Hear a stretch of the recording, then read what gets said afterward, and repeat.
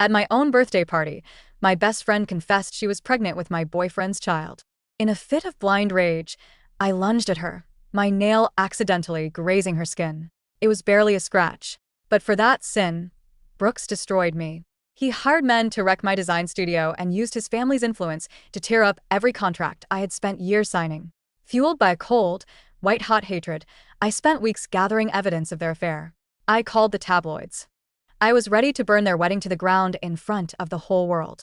But at the final moment, Brooks' best friend, Everett, stopped me. "Sloane, stop. If you do this, you're just destroying yourself along with them." As my tears finally broke, he pulled me into his arms, whispering promises over and over. "Sloane, I'm not like him. I will protect you forever."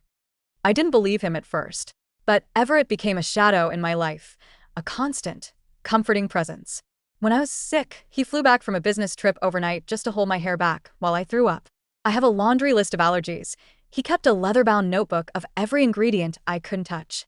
A man who had never stepped foot in a kitchen started learning to cook five-star meals just to keep me safe. On my 25th birthday, he took me to Iceland.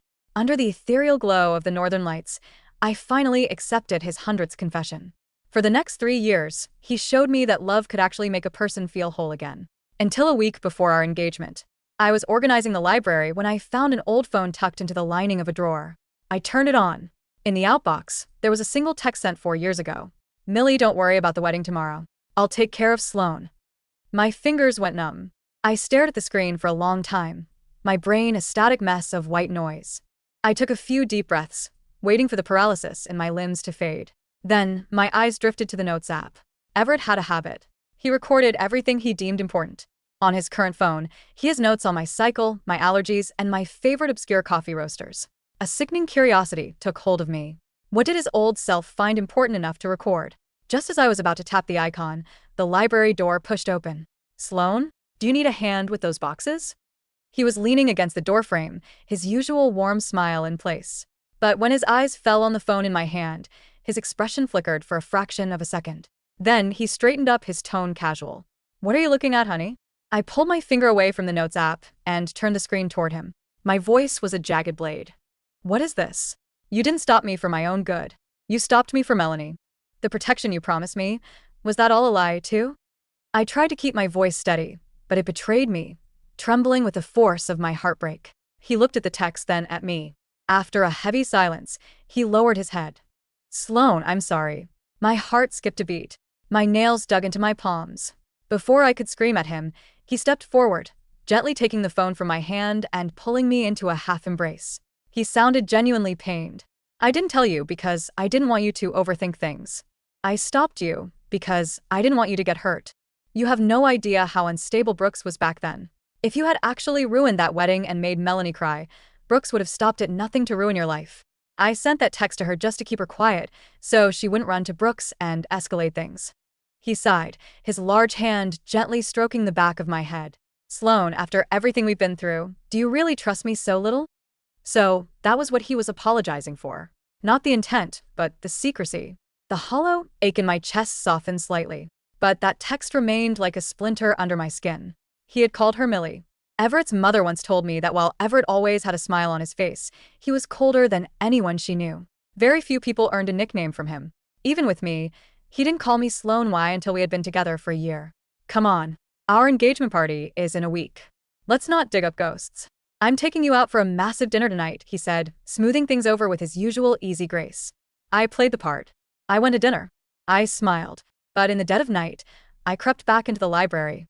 My hands shook as I opened the Notes app, my heart hammering against my ribs. It was empty. My stomach dropped. Everett had used that phone for 3 years. Knowing his personality, there was zero chance his notes were blank. He had deleted them. And you only delete things you can't afford to have seen. I didn't sleep for the next 2 nights. My mind was a battlefield. One voice told me I was being paranoid. Maybe he deleted them because they contained sensitive corporate data. But another voice whispered that he was hiding a monstrous secret. By the 3rd day, the lack of sleep triggered a blinding migraine. I had just swallowed a sedative when my phone buzzed. A text from Everett. "Sloane, I'll be home late tonight." Then a second one. "Brooks and Melanie are back in New York. The group is getting together for dinner." I froze. Brooks and Melanie had moved to London shortly after their wedding. Part of it was business, but the other part was obvious. Brooks wanted to get Melanie away from me, especially since she was pregnant at the time. For years later, and the happy couple had returned. I typed back, "Send me the address. I'm coming too." He called me immediately, sounding worried.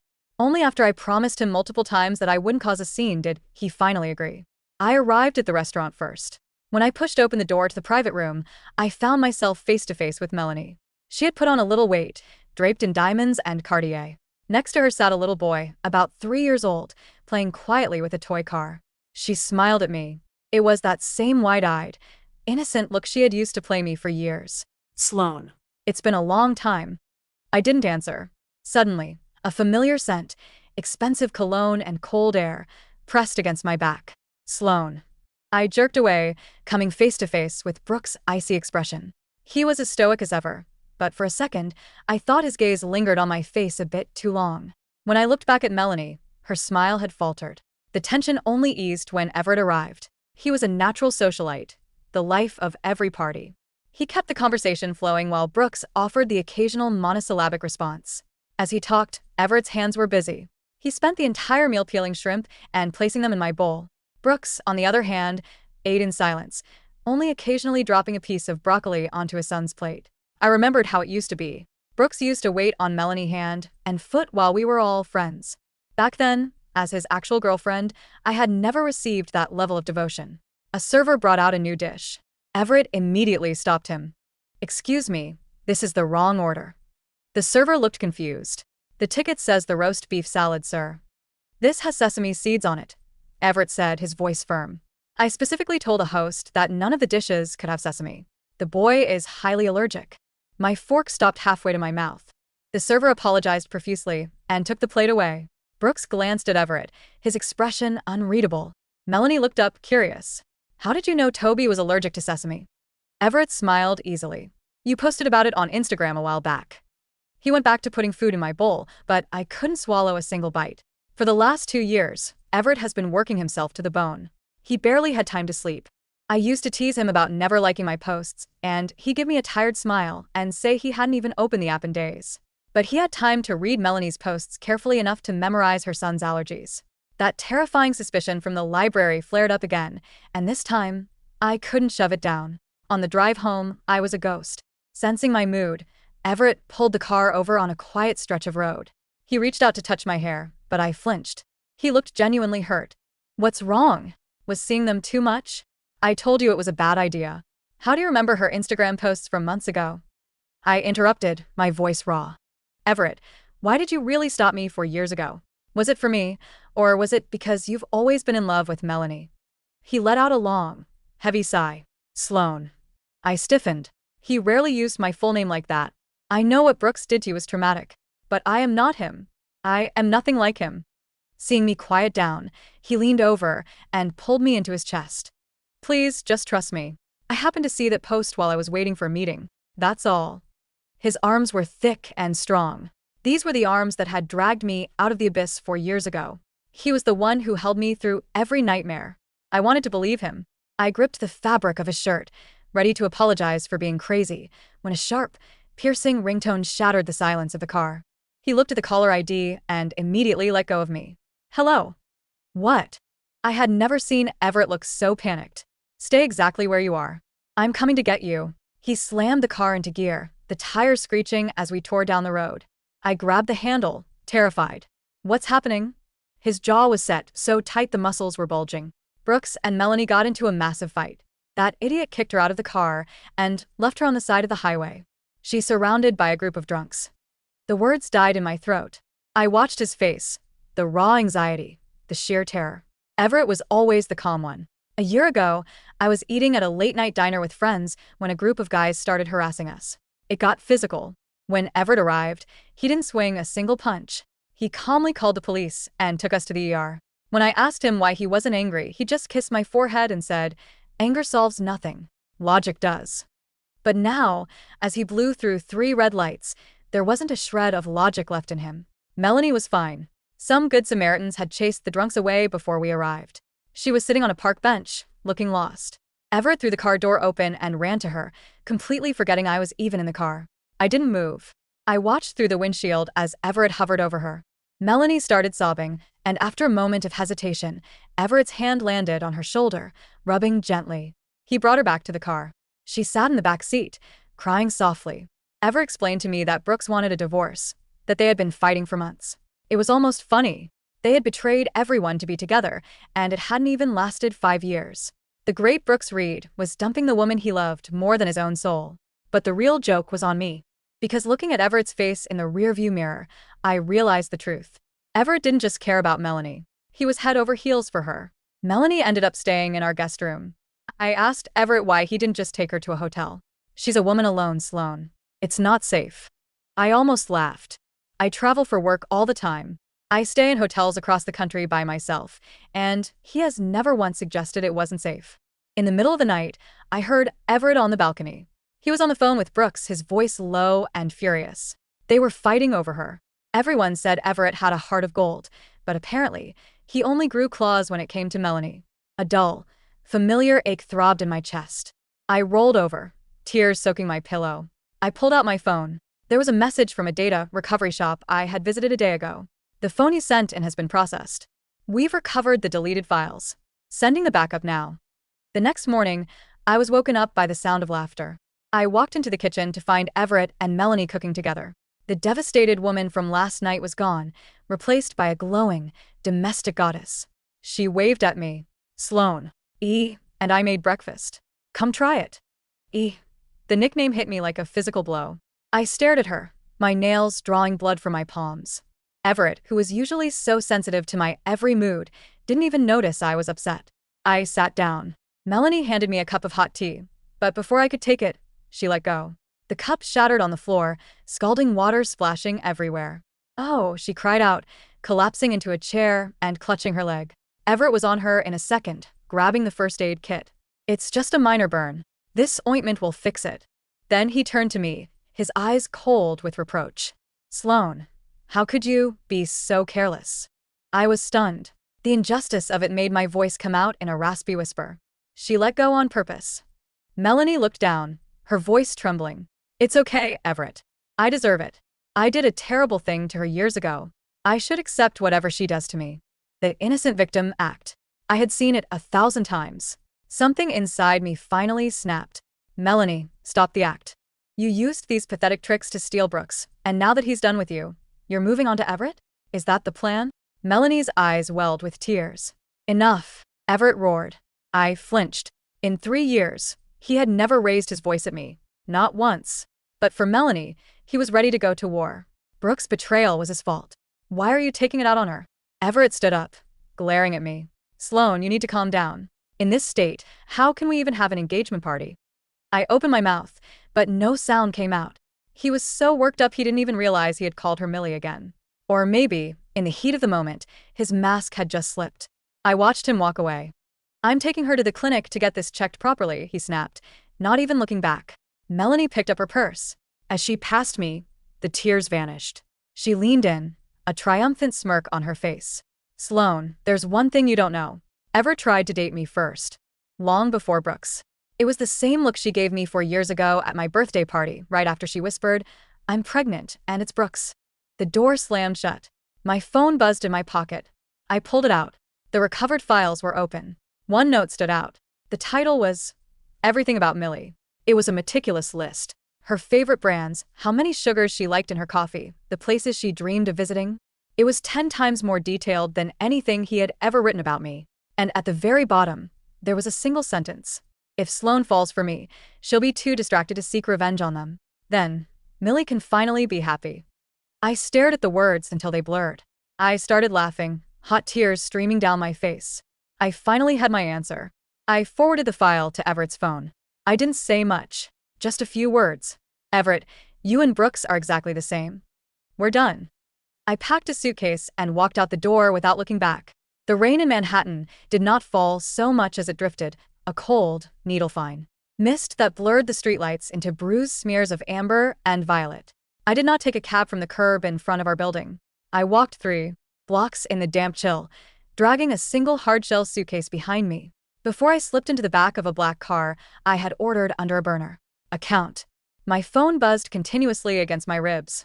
A relentless, rhythmic vibration that felt like a dying pulse. Everett. Everett, 14 missed calls. Everett. Sloane, pick up. Where are you? Let me explain. Everett. That note was from 4 years ago. It's not what you think. Please, baby, don't do this. Everett, answer me. I powered the device down, popped the tray with the tip of an earring, took out the SIM card, and dropped it into the cup of cold black coffee sitting in the armrest console. The dark liquid swallowed the gold chip without a ripple. Where to, ma'am? The driver asked, catching my eye in the rearview mirror. The Baccarat Hotel, I said, my voice flat, stripped of all timbre. And then, I'll need you to wait while I run up, drop this bag, and take me to an address. In Brooklyn. You got it. I leaned my head against the cold glass of the window. In my chest, where my heart had beaten for 3 years under the gentle, rehearsed rhythm of Everett Vance's adoration, there was nothing. No tears, no screams, no frantic impulse to smash plates or claw at my own skin. That girl, the 22-year-old Sloane who had lunged across a birthday table with a shattered wine glass, blinded by the betrayal of Brooks Reed and Melanie Hall, had died 4 years ago in the wreckage of her ransacked design studio. Everett had spent 4 years burying her corpse under cashmere blankets, organic, home-cooked soups, and trips to Reykjavik. If Sloane falls for me, she'll be too distracted to seek revenge on them. Then, Millie can finally be happy. Every bouquet of white peonies. Every night, he spent massaging my calves when I worked 14 hours straight on architectural blueprints. Every time, he held me against his broad chest in the dark and whispered, "You're safe now, Sloane. Why? I've got you." It hadn't been romance. It had been a tactical quarantine. He was Melanie's guard dog, and I was the wolf he had spent 4 years domesticating so I wouldn't bite his precious lamb. I pulled a second phone from my trench coat pocket, a private device tied only to my commercial business accounts. I dialed a number I hadn't called in 2 years. It rang 3 times before an accented, raspy voice answered. "Sloane? It's 2 in the morning in London." "Julian," I said calmly. "The exclusivity clause with Vance Development for the Hudson Yards luxury residential project. Did you sign it?" A pause on the other end. Julian Sterling, my senior design partner, and the only man who had stood by me when Brooks tried to blackball me from the industry, cleared his throat. "I was waiting for your word after the engagement party this weekend." "Why?" "Burn it," I said. "Call the Henderson Group. Tell them Sterling Cross Studio is accepting their offer for the European gallery development instead, and transfer our master server keys to the offshore cloud by morning." Julian was silent for 5 full seconds. "What did he do?" "Nothing," I murmured, watching the lights of Fifth Avenue smear against the wet glass. "He'd just made a bad investment."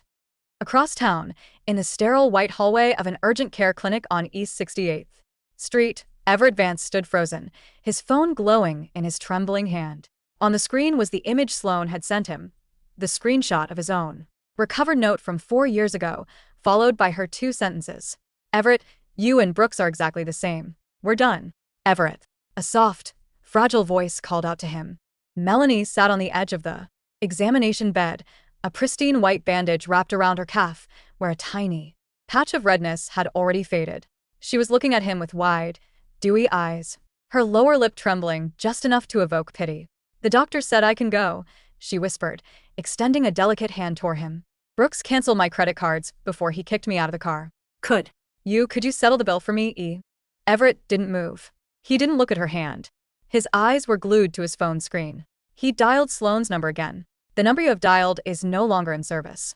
A cold sweat broke out across the back of his neck. The smooth, impenetrable composure that had made him the youngest managing director at Vance Capital vanished in an instant. His chest heaved as if he had been struck by a blunt instrument. "Everett." Melanie stood up, limping slightly, an exaggerated affectation that had worked on men since she was 16. She reached out and touched his sleeve. "What's wrong? Is it Sloane? Did she cause another scene?" Everett jerked his arm away as if her fingers were dipped in acid. Melanie blinked, stunned. "E." Everett looked at her. For the first time in 10 years, he looked at Melanie Hall without the rose-tinted lens of adolescent nostalgia, without the protective instinct of a boy who had sworn to shield his first crush from the world. He saw the calculated tilt of her head. He saw the expensive diamond earrings Brooks had bought her, glittering against her throat while she pretended to be a helpless stray. He saw the faint, triumphant smirk that had lingered at the corner of her lips when Sloane had dropped that mug. "Get an Uber," Everett said, his voice terrifyingly quiet. Melanie's eyes widened. What? "Everett, you heard me. Brooks locked my accounts. I don't have anywhere to go. Take a cab to the St. Regis. Tell them to put it on my corporate tab," he said, turning around and walking toward the sliding glass doors into the rain, his stride long and panicked. "Everett, where are you going?" she cried out behind him. "Home," he choked out, slamming into the cold night air. "I'm going home to my fiancé." The penthouse on Central Park West was pitch black when Everett threw the double doors open. "Sloane." His voice bounced off the high, vaulted ceilings, echoing back to him with a hollow mockery. He lunged for the light switches. The sprawling living room was illuminated in warm recessed light, pristine and orderly. The coffee table still held the leather-bound book of floor plans she had been reviewing yesterday. On the kitchen counter, the ceramic mug she had dropped was gone, swept up. The floor was spotless. "Sloane." He ran down the hallway, throwing open the master bedroom door. The bed was made. The walk-in closet door stood half open. Everett stumbled inside, his breath catching in his throat. Her half of the closet wasn't completely empty. She hadn't had the time to pack everything. But every single thing he had bought her was still there. The custom Chanel coats he had commissioned for her winter in Paris. The diamond tennis bracelet he gave her for their second anniversary. The platinum ring set with an uncut emerald, her favorite stone, that he had placed on her finger during their private dinner in Tokyo. All of them were neatly arranged on the velvet island in the center of the dressing room. Beside them lay the leather-bound notebook he had carried for 3 years, the one filled with her allergies, her coffee preferences, her sleep schedules. On top of the notebook sat her apartment keys. No note. no parting insults. No tears left behind on the counter. Just a clean, forensic surgical removal of her presence. Everett fell to his knees on the hardwood floor, his hand gripping the edge of the velvet island. "No," he muttered, his fingers digging into his hair. No, no, no. Sloane. "Listen to me. You don't understand." He opened his phone, frantically opening the Notes app. The backup file she had sent him was still there. If Sloane falls for me, she'll be too distracted to seek revenge on them. Then Millie can finally be happy. He stared at the words he had written 4 years ago in the dim corner of a hotel lobby in London, hours after he had pulled Sloane back from the edge of destroying Brooks and Melanie's wedding. Back then, he had thought he was being noble. He had convinced himself that he was the grand architect of everyone's peace. He would save Melanie from Brooks' volatile fury. He would save Sloane from self-destruction, and he would play the martyr who sacrificed his bachelorhood to manage the fallout. He had started it as a game of chess. He had studied Sloane's portfolio to learn how to talk to her. He had memorized her allergy to stone fruits so he could casually intercept a cocktail at a gallery opening. He had spent hours practicing recipes in his kitchen so he could present himself as the antithesis of Brooks Reed, the selfless, devoted caretaker she so desperately needed. It was a lie, his mind screamed. it started as a lie. But when did the lie become your life? His chest seized. He remembered her laugh when they saw the northern lights in Iceland, her cheeks flushed pink under the wool scarf he had wrapped around her. He remembered sitting by her hospital bed when she had food poisoning in Milan, holding her hand for 36 hours straight without sleeping, feeling an all-consuming terror that had nothing to do with Melanie Hall and everything to do with the thought of an empty world without Sloane Cross. He had spent 3 years pretending to be in love with her, only to wake up on the eve of their engagement to realize the horrifying truth. He had stopped playing the part 2 years ago. He loved her. He loved the way her brow furrowed when she drafted elevations. He loved her sharp, dry wit over morning espresso. He loved the fierce, untamable core of her that he had tried so hard to soften. And now, she had walked out of his life using the exact same weapon he had used to trap her. Complete, ruthless calculation. Everett picked up his phone and called his head of security. "Find her," Everett ordered, his voice shaking with a terrifying blend of authority and desperation. "Every airport, every private terminal, every luxury hotel in the tri-state area. I don't care if you have to breach privacy laws. Find where Sloane Cross is right now." While Everett tore Manhattan apart looking for me, I was sitting in the quiet library of a private townhouse in Brooklyn Heights, drinking hot Earl Grey tea. The house belonged to Julian's family. It was registered under a British holding company that had no public affiliation with me or Sterling Cross Studio. Across the mahogany table sat Harrison Vance, Everett's first cousin and the managing director of the rival investment branch of the Vance family empire. "You're sure about this, Sloane?" Harrison asked, adjusting his gold-rimmed glasses as he looked over the contracts spread before him. "If I back Sterling Cross Studio as the sole architectural lead for the London waterfront project, it means a direct confrontation with Everett's firm. He's been trying to lock down that European parcel for 6 months. Everett was using my studio's portfolio to secure the municipal bidding rights," I said, setting my teacup down without making a sound against the saucer. "He told the London Council that our team was exclusive to Vance Capital under the upcoming merger, which was contingent on your marriage," Harrison noted, an eyebrow raised. "There is no marriage," I said. "And without my designs, Vance Capital has no architectural license for the historic preservation sector. You do." Harrison smiled slowly, a sharp, wolfish grin that ran in the Vance bloodline, though Harrison was far more transparent in his ambition than Everett had ever been. "You're stripping the foundation out from under his biggest fiscal deal of the year," Harrison murmured. "He won't just lose the contract. The board will demand an audit on why he misled the investors about your studio's exclusivity." "I am not stripping anything," I replied, meeting his eyes with an unblinking Stare. "I am simply taking back what belongs to me." If Everett built his corporate expansion on the assumption that my talent was his personal property, that is his failure as an executive. Harrison chuckled and signed his name on the final line of the contract. "I like you, Sloane. I always thought you were far too good to be Everett's trophy wife." "I was never anyone's trophy," I said quietly. When Harrison left at dawn, Julian walked into the library, holding 2 tablets. Everett's private security was spotted pinging the Four Seasons and the Baccarat within an hour of you leaving, Julian said. "He's frantic. He's called my office 17 times since 5 in the morning. Let him call." "And what about Brooks?" Julian tapped the second tablet. "He caught wind that Melanie stayed at Everett's apartment 2 nights ago. Brooks' lawyers just filed an emergency motion in family court for full custody of their son, citing marital abandonment." I looked out the window at the East River, where the morning sun was just beginning to pierce the fog, painting the water in cold sheets of steel and gold. "Brooks destroyed my studio 4 years ago because I scratched Melanie's wrist," I said, my voice barely above a whisper. "He spent millions to ruin my early contracts just to prove to Melanie that he would burn the world for her. And now?" Julian asked.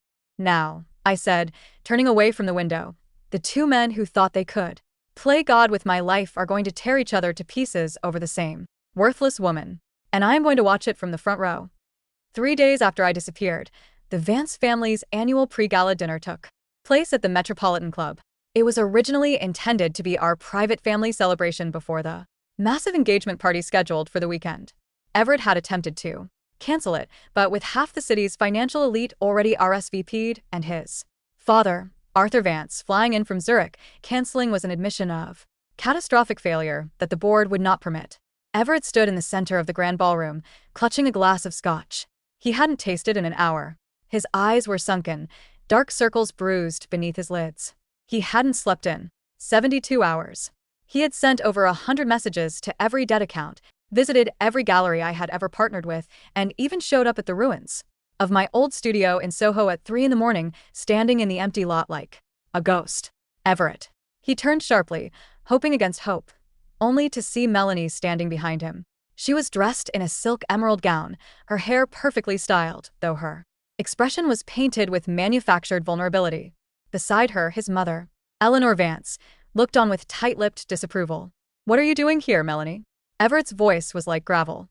"Brooks served me with divorce papers," she whispered, her eyes filling with tears as she stepped closer, ignoring the stares of the surrounding guests.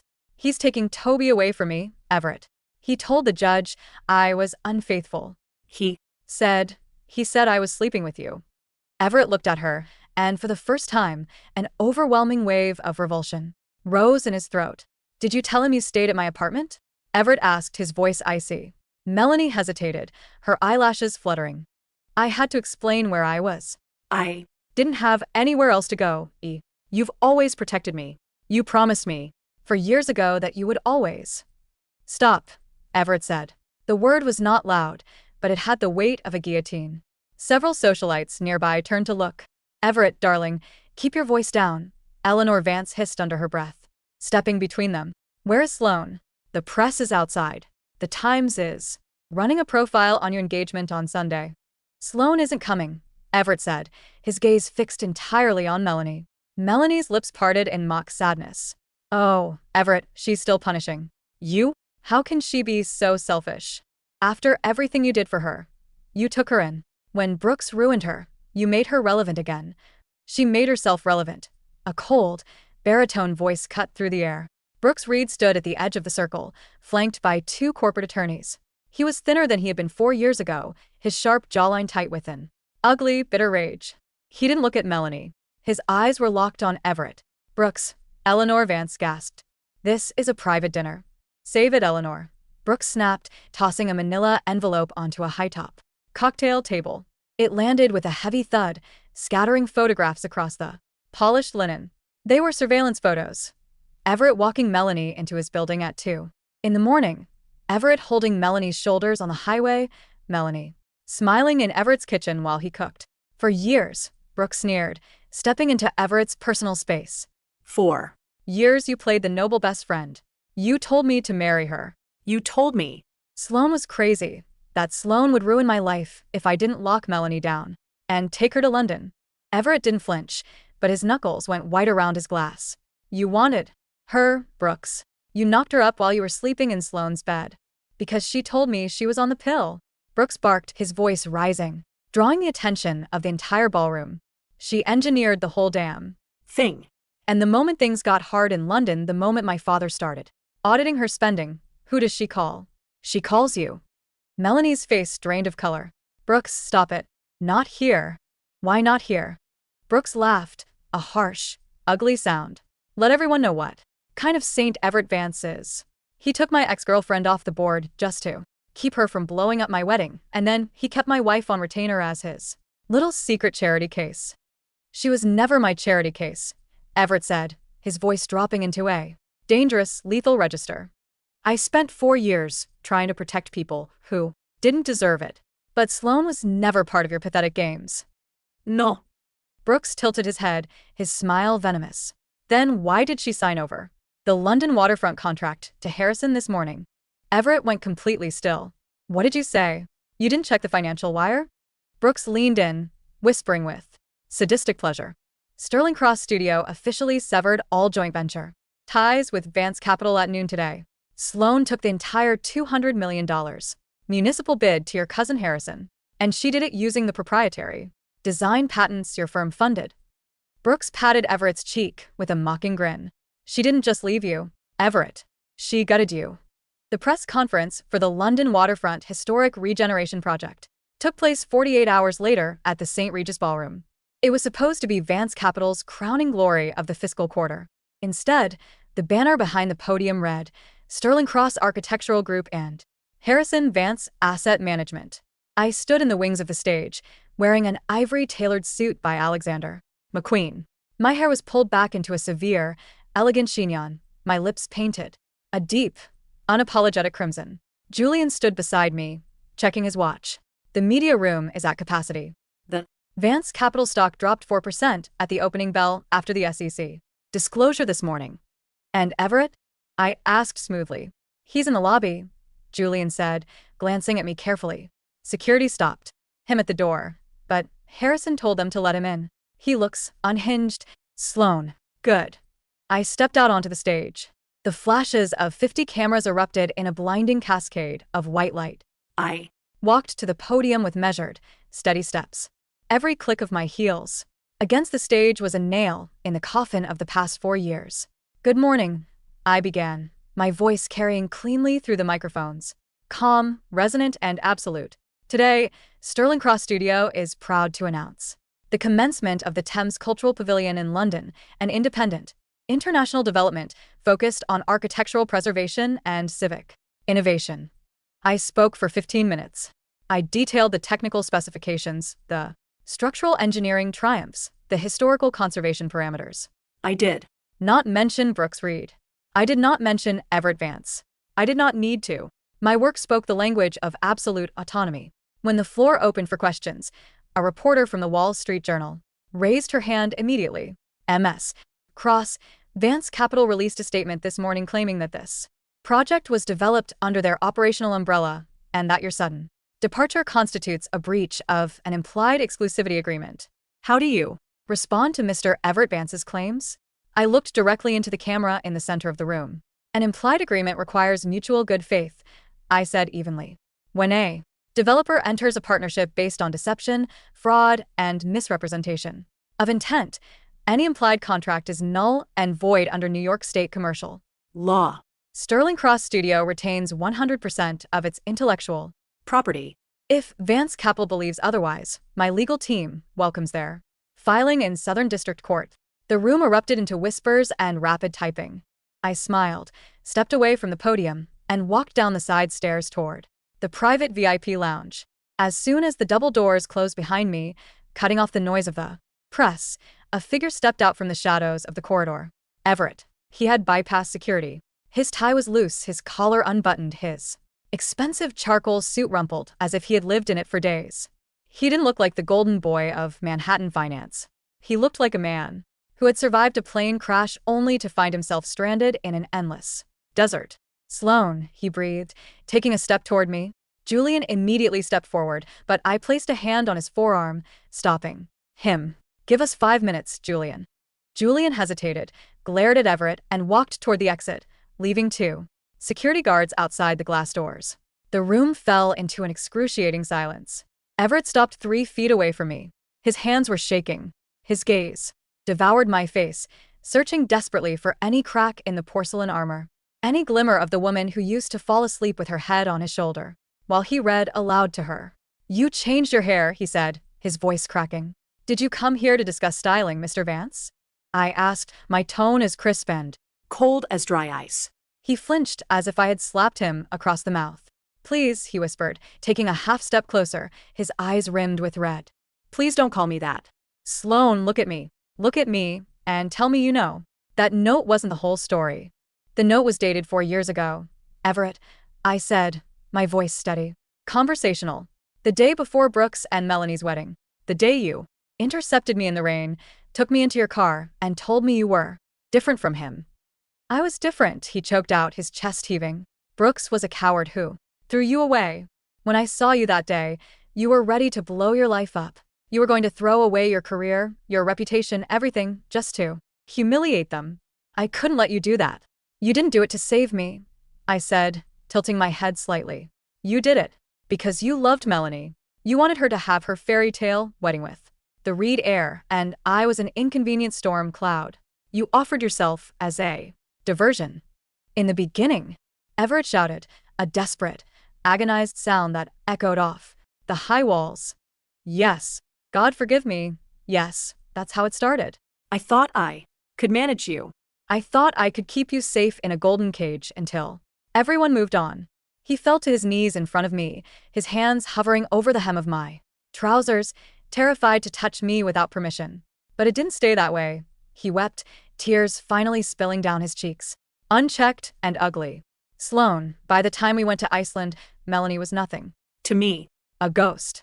A habit. I was terrified of how much I loved you. I spent every day of the last 2 years terrified that you would find out how rotten my foundation was and leave me. So you deleted the notes, I said softly. Because they were a lie, he pleaded, looking up at me with raw, pathetic adoration. The man who wrote those notes died the moment I fell in love with you. Sloane, please.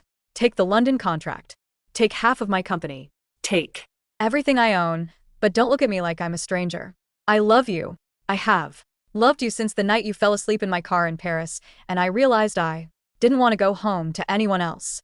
I looked down at him. I waited for the satisfaction.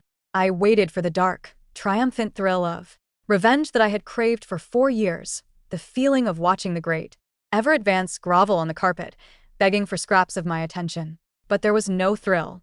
There was only a vast, serene emptiness. Everett, I said gently. He looked up, a desperate spark of hope igniting in his eyes. Yes, Sloane, baby, yes? Do you know why I didn't scream at you in that kitchen when Melanie dropped that cup? He swallowed hard, unable to speak. Because 4 years ago, when Brooks betrayed me, I screamed until my lungs bled. I scratched Melanie. I tore my studio apart. Because back then I still believed that love was worth fighting for, even when it was covered in filth. I reached down and gently removed his hand from the fabric of my trouser leg. When I read your note, I continued, my voice smooth and melodious. I realized that the last 4 years of my life were a beautifully decorated room in a house, built on sewage. You didn't just lie to me about Melanie. You stole my healing. You made me believe that your kindness was a reward for my survival, when, really, it was just the cost of your silence. Sloane, he sobbed, his head dropping against my knee. I can fix it.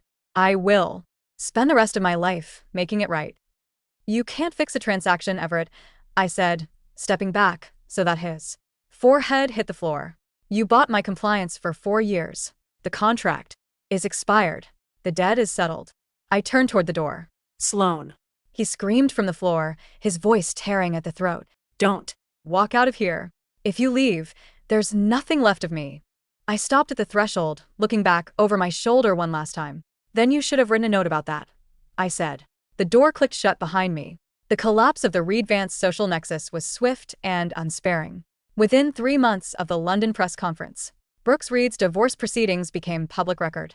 During the discovery phase, Harrison Vance's forensic accountants leaked documentation showing that Melanie had funneled over $3 million of Brooks' corporate accounts into offshore shell companies during their time in London, anticipating the divorce.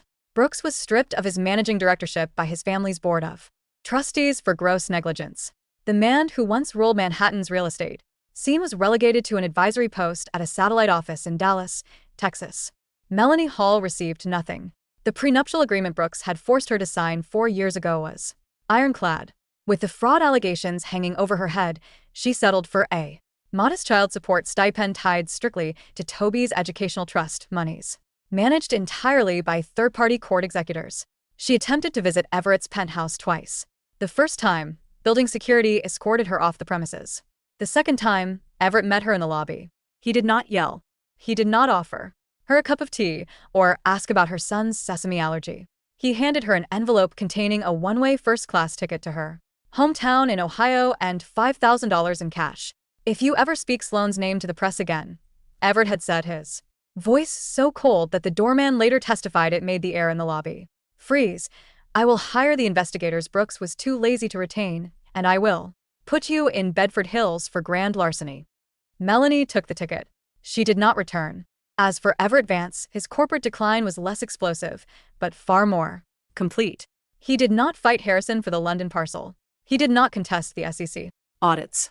When the Vance Capital Board asked him to step down from the European portfolio, he signed the resignation papers without looking at the compensation package. He kept the Central Park West penthouse, but the neighbors said the lights were rarely on. He spent his evenings in the library, surrounded by empty drafting tables, staring at an old phone that never rang. 18 months later, London. The Thames Cultural Pavilion opened on a crisp evening in early October. The glass and titanium structure curved gracefully over the dark water of the river, reflecting the city lights like an illuminated crescent moon. Critics, from Architectural Digest to The Guardian, hailed it as a modern masterpiece of civic engineering, a triumphant synthesis of historic brickwork and unyielding modern light. I stood on the cantilevered balcony on the top floor, holding a glass of vintage champagne. The wind from the river played with the loose tendrils of my hair. Below, hundreds of dignitaries, artists, and international patrons filled the galleries, their laughter and applause drifting upward into the autumn night. You should be downstairs taking your bow, Julian said, walking out onto the balcony with 2 glasses.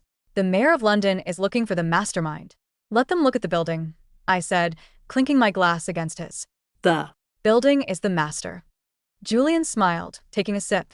Harrison sent his regards from Zurich. He said, Vance Capital's third-quarter earnings are down another 6%. Everett sold his shares last week. I looked out at the river, watching the dark water churn beneath the glowing lights of the bridge. Did he? I murmured. He moved to a small town in Maine. Julian added quietly, watching my profile. Bought a dilapidated boatyard. Doesn't do finance anymore. Word is he spends his days restoring wooden skiffs by hand. Julian waited for reaction. A flicker of pity, a smirk of triumph, a shadow of regret. There was none. The name Everett Vance sounded to me now like the name of a character in a book I had read during a long train ride years ago, a story with a flawed protagonist, whose fate had ceased to interest me once the book was closed. I took a sip of my champagne. The cold, crisp bubbles tasted of green apples, chalk, and absolute freedom.